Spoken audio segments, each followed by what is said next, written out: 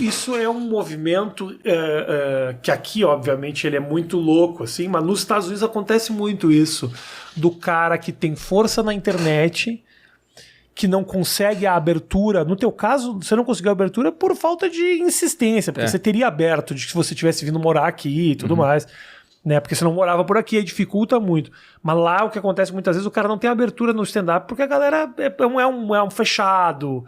Você precisa passar por teste para entrar nos clubes de comédia, é uma chatice. Só que o cara tem público. E aí tá a grande discussão lá agora é um pouco essa, tipo, os comediantes stand-up olham para esses caras lotando os shows e falam, isso é ruim. No teu caso, você era comediante já, você já entendia o que era stand-up comedy. Tem muito cara de internet que fala, pô, eu preciso ganhar dinheiro e quero viajar. Faz o stand-up como um anexo, exato, não como o principal objetivo. Não é. O anexo é o show. Eu preciso de um show, eu preciso viajar, eu tenho a oportunidade de fazer show no país inteiro e o cara cria um show e sai viajando. Então esse movimento lá acontece muito, mas é muito criticado pelos caras mais raiz. Aqui não tanto. Mas eu acho que até os caras grandes lá são criticados. Eu já vi bastante o Tim Dillon. Ele é bastante criticado pelos caras mais firmados, porque ele também... Ele foi rejeitado em vários clubes lá, pelo que ele conta de história dele, né? E aí o podcast dele é muito bom e começou a trazer muito público, ele começou a lotar teatro, né? Esse cara parece que é o cara o segundo cara que mais ganha dinheiro com... Com podcast? Como é que é o nome daquele negócio lá que o cara paga pra assistir o conteúdo? Assinatura? É. O Patreon, aquele? Patreon. Depois, esse cara é do caralho. E aí ganhar, tipo assim, $250 mil por mês com isso aí. E eu já vi o Joe Rogan ser criticado também por ele só conseguir levar a gente no show por causa do podcast, não necessariamente pela qualidade cômica dele. Eu já vi muita crítica nesse sentido. E eu discordo também, mas eu já vi muita gente falando isso. Mas muita gente... que critica é porque não sabia que ele tinha uma puta história como comediante antes do podcast. Mas eu abri o show do Joe Rogan lá. Sério? Abri porque... depois que eu fui... em Los Angeles, no Improv. Ele tinha uma noite de quinta-feira e ele me chamou pra abrir o show dele. E é realmente o público do podcast que vai. Você sente, assim, sabe? Você sente que o público tá lá muito por causa dele do que porque eu quero ver a comédia dele, eu quero ver ele. A galera tá meio porque quer ver ele. Então eu acho que mais frustrante deve ser pra ele mesmo. Ver esse tipo de fenômeno acontecendo. Mas meio que não é o natural. Tipo assim, se tu pegar o cara que nem o Bill Hicks, por exemplo.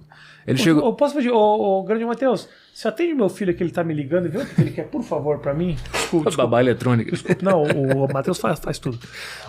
O Bill Hicks, por exemplo, ele chegou num patamar que obviamente, ele era um comediante, todo mundo sabia, mas o cara queria ver ele. Se ele sentasse no palco e tocasse flauta, o pessoal ia querer ver. Mas aí conheceu ele por ele ser comediante stand-up. Ah, sim, tá. Chegou ali porque viu o conteúdo de stand-up dele. Sim. Ao contrário do Joe Rogan, o cara vê as entrevistas, gosta do Joe Rogan, se identifica com o pensamento político do Joe Rogan, e às vezes o cara vai no show, como eu vi muito isso, e ele não tá necessariamente falando de política em cima do palco. Ele tá lá falando dos relacionamentos de homem e mulher, de namoro, de casamento, de ter filho e tal.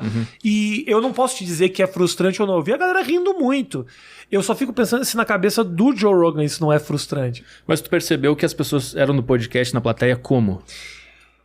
Era uma... Como eu posso te dizer... Durante o show dele... Primeiro que é o seguinte, eles não estavam muito pelo stand-up, porque meio que todo mundo que abriu, eles... Foi uma luta. É uma luta para todo mundo meio que convencer ou seja, não é uma plateia tradicional de comédia, porque se eu tivesse tendo uma noite, eu estivesse fazendo um show normal no Improv, a resposta da plateia seria um pouco diferente. Eu demorei a ganhar um pouco a plateia, como se a plateia estivesse ali, tipo, esperando o cara. Sim. Eu tô ali pro cara. Eu nem sei direito como é que funciona isso, porque um show de stand-up lá tem abertura de 2 ou 3 pessoas. No meu caso, abriu eu, mais 2 outros comediantes que são amigos dele, que vão muito no podcast. Um magrinho, que eu não lembro o nome lá, que sempre tá no podcast dele. Então eu senti que era um público muito do Joe Rogan, que tava lá por causa dele, não por causa da comédia. Então assim, foi bom o show, tudo certo. E eu senti que durante o show dele, a galera... embarcava muito quando era mais uma pegada mais pesada, tipo opinativa, do que especificamente cômica. Sim. E aí eu senti que, puta, a galera tá aqui muito pelas opiniões do cara E não necessariamente o comediante tem que subir necessariamente e opinar sobre tudo que ele vê na frente dele. Às vezes o cara tá ali pra ser bobo mesmo, fazer piada porque ele acha engraçado.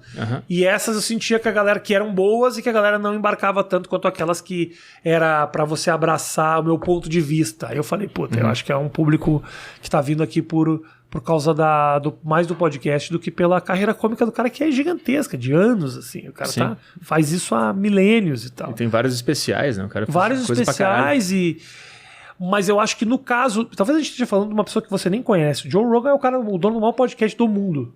Depois do A Deriva. Vamos dar o crédito devido aqui. Mas o Joe Rogan é um puta cara fudido e ele o que eu acho que a diferença é ele fala muito de comédia no podcast dele. E ele traz muito comediante amigo dele. Ele fala muito do Comedy Store, fala muito desses lugares lá tradicionais. E ele defende bastante a comédia, né? Defende bastante quando tem polêmica. Exato. Então eu acho que nesse atual momento a galera já sacou, entendeu? Que tem essa cena. Cara, o sucesso dos podcasts e principalmente o sucesso do Joe Rogan levantou o stand-up de novo nos Estados Unidos. Sim. Os anos 90 foram muito duros para a comédia stand-up nos Estados Unidos. E 2010, 2012, quando começou essa parada dos podcasts, se levantou com muita força. Muito por causa disso. Ele fala desses lugares. Que é outra porta pro cara conhecer essa arte, né? Exato. Tu vai entrevistar um cara legal... E aí o cara que gosta da tua entrevista vai pesquisar quem é esse cara que tá entrevistando. Ele também faz comédia, então eu vou no show dele também. Talvez esse cara não conheceria comédia se ele não conhecesse a entrevista desse cara primeiro. É do caralho isso, né?